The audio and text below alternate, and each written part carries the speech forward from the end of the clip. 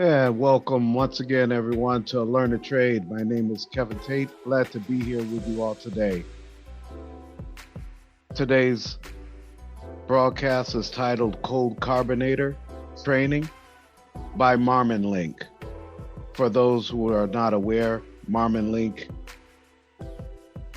manufactures multiple food service equipment products, and Cornelius is one of them. So, this is a video that they provided for training on the IDC Pro unit.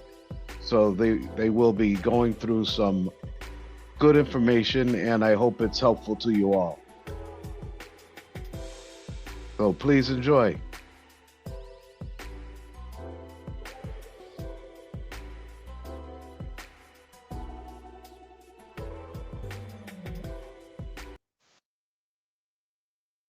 Hello, my name is Bert with Marmon Link, part of Marmon Food Service Technologies. In this IDC Pro training module, I'm going to talk about the unit's internal cold carbonator and how it functions. First, we'll talk about the carbonator tank itself.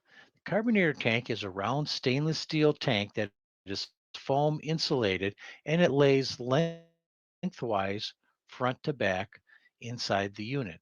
It's located just above the aluminum cold plate. This is the aluminum surface of the cold plate right here. This is where all the ice drops down from the bin up above onto the cold plate for chilling the waters and the syrups. How this works is incoming water comes from the pump platform and is pumped through the water inlet connection.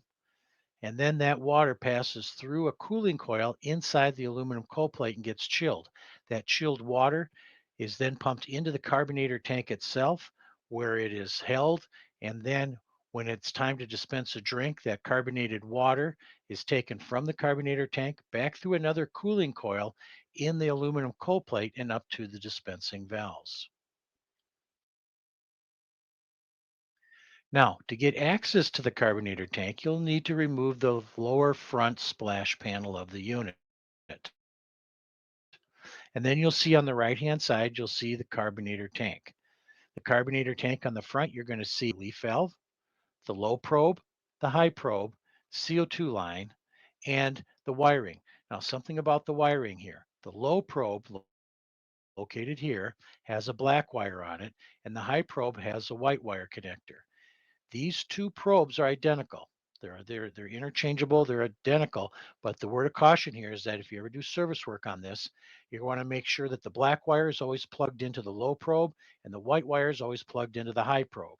Then the red wire, that's attached to a grounding stud on the carbonator tank to provide reference to ground.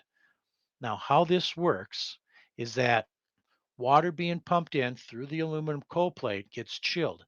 That chilled water comes into the carbonator tank, passes through an orifice where the velocity of the water picks up, and there's a lot of turbulence going on inside the carbonator tank. So the CO2 absorbs into the water because it's chilled, and chilled water absorbs CO2 a lot easier than warm water. Now, the pump continues to run until both probes are covered with water. And the board, that agitation timer slash carbonator board that is talked about in another video, that board is watching for continuity between the low probe and the ground and the continuity between the high probe and the ground, water being conductive because of the mineral content in it. So there's a reference or a continuity measurement. When the board sees both probes covered with water, it shuts off. Then as carbonated water is drawn off of the carbonator tank, that water level starts dropping down, starts dropping down.